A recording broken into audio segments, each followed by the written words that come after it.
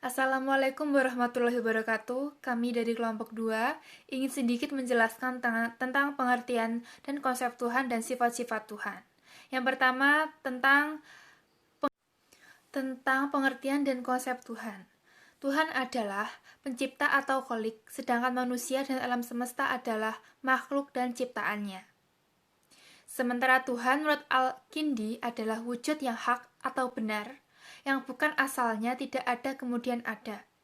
Ia selalu ada dan akan selalu ada. Oleh karenanya, Tuhan adalah wujud yang sempurna, yang tidak didahului wujud lainnya, tidak berakhir wujudnya, dan tidak ada wujud kecuali dengannya. Adapun proses pemikiran tentang Tuhan menurut teori evolusionisme adalah sebagai berikut. Yang pertama, dinamisme.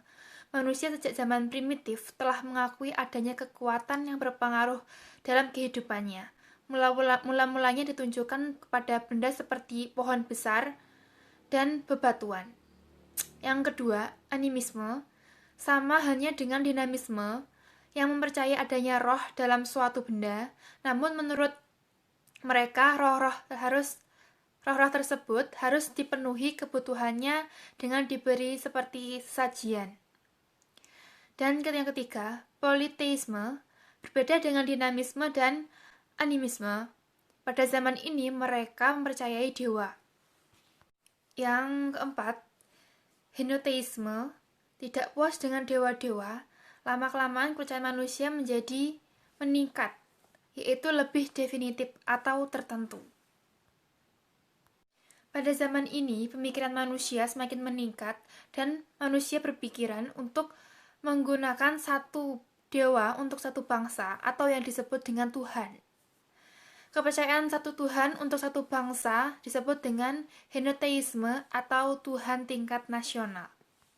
Yang terakhir adalah monoteisme. Pada zaman ini, manusia sudah berpikiran untuk hanya mengakui atau menyembah hanya satu Tuhan yang diakui untuk seluruh bangsa dan bersifat internasional. Bentuk monoteisme ditinjau dari filsafat ketuhanan terbagi menjadi 3 paham, yaitu yang pertama, teisme, yaitu Tuhan merupakan pencipta sekaligus pengatur segala kejadian di alam semesta, dan 2, deisme, yaitu Tuhan merupakan pencipta alam semesta tetapi tidak ikut campur dalam kejadian di alam semesta. Yang terakhir, yang ketiga, panteisme, yaitu Tuhan merupakan alam semesta itu sendiri. Adapun pengertian tentang konsep Tuhan dalam Islam, yaitu konsep yang sangat sempurna dan penyempurnaan di antara konsep tauhid yang berkembang dalam paham-paham keagamaan yang ada maupun ada dalam pemikiran para filsuf.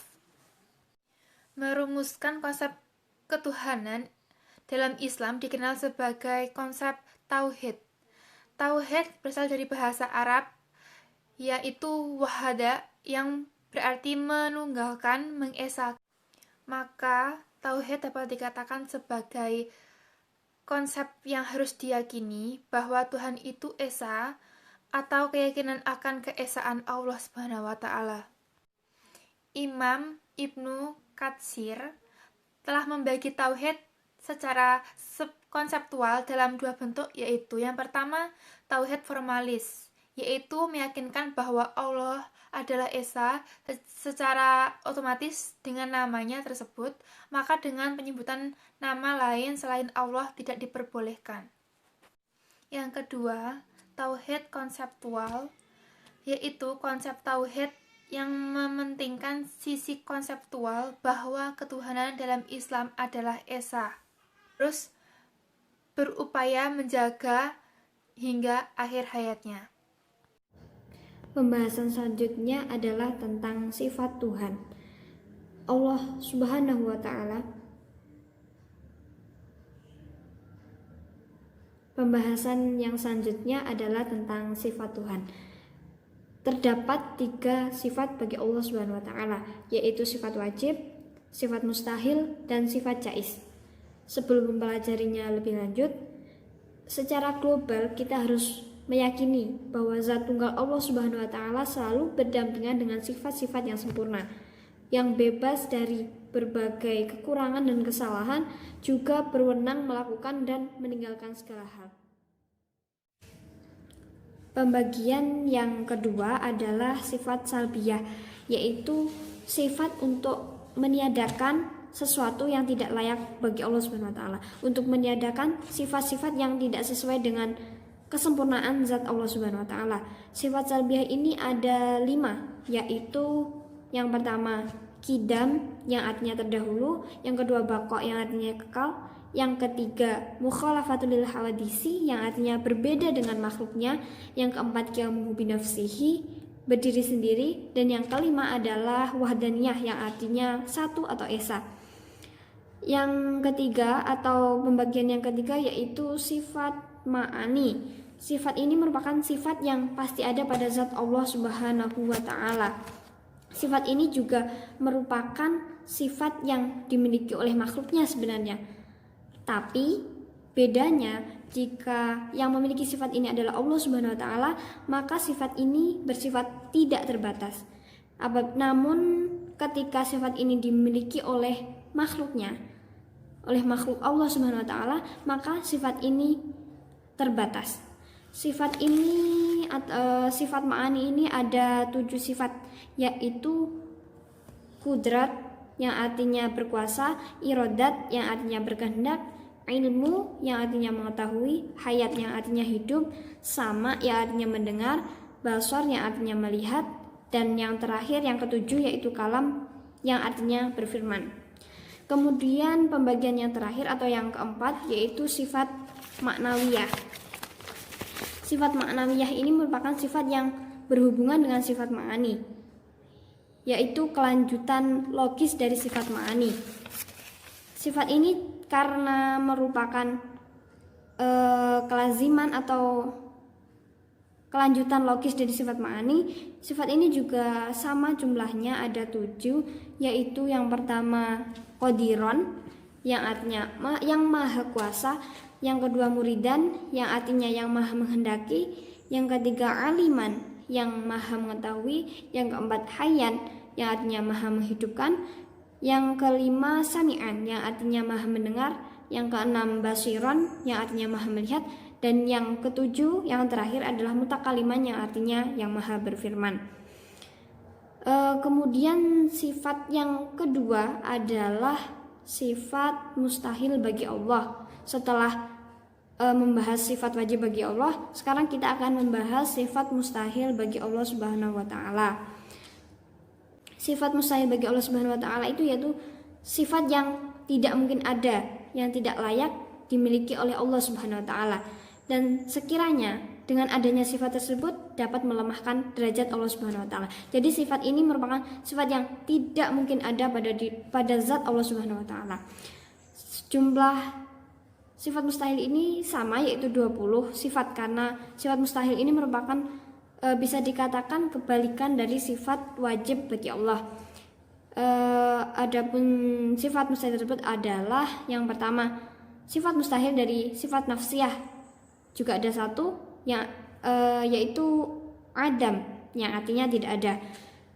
Pembagian yang kedua sifat mustahil dari sifat salbiyah, ada 5 sama, yaitu hudus yang artinya baru, fana yang artinya rusak, mumasalatul lil hawadisi artinya menyerupai makhluknya, yang keempat ihtiyaju li wairihi yang artinya membutuhkan orang lain, yang kelima ta'adud atau berbilang, kebalikan dari esa. Yang pembagian yang ketiga sifat mustahil dari sifat ma'ani, ada 7, yaitu ajizun artinya lemah, karoha artinya terpaksa, jahlun artinya bodoh, mautun artinya mati, sam'un artinya tuli, umyun artinya buta, dan bukmun artinya bisu atau tidak dapat berbicara. Dan yang terakhir sifat mustahil yang merupakan sifat kebalikan dari sifat ma'nawiyah, ada 7 juga, yaitu yang pertama ajizan yang artinya yang lemah, maksud saya mukrohan yang artinya terpaksa, yang terpaksa. Yang ketiga jahilan artinya yang bodoh, mayitan yang mati, aswammu yang tuli, a'ma yang buta, dan abkam artinya yang bisu. Abekam sifat terakhirnya. Selanjutnya yang terakhir adalah sifat jaiz bagi Allah Subhanahu wa taala. Apa sih yang dimaksud dengan sifat jaiz ini? Sifat jaiz ini maksudnya adalah sifat yang boleh ada juga boleh tidak ada pada zat Allah Subhanahu wa taala. Kata jaiz sendiri menurut bahasa artinya boleh. Sifat jaiz ini itu tidak menuntut pasti ada atau pasti tidak ada. Jadi Allah bebas dengan segala kehendaknya sendiri tanpa ada yang mengatur, tanpa ada yang memerintah. Allah boleh saja melakukan sesuatu, menciptakan sesuatu atau tidak melakukannya. Berbeda dengan sifat wajib dan sifat mustahil, sifat jaiz ini cuma ada satu sifat, yaitu fi'lu kulli mumkinin aw tarkuhu, yang artinya melakukan segala sesuatu yang mungkin terjadi atau tidak melakukannya. Yang dimaksud dengan sesuatu yang mungkin terjadi ini adalah sesuatu yang boleh terjadi dan juga boleh tidak terjadi. Jadi Allah Subhanahu wa taala yang maha sempurna itu bebas menciptakan dan berbuat sesuatu yang Allah kehendaki. Baik, mungkin itu yang dapat kami jelaskan. Jika ada kekurangannya kami mohon maaf. Sekian, wassalamualaikum warahmatullahi wabarakatuh.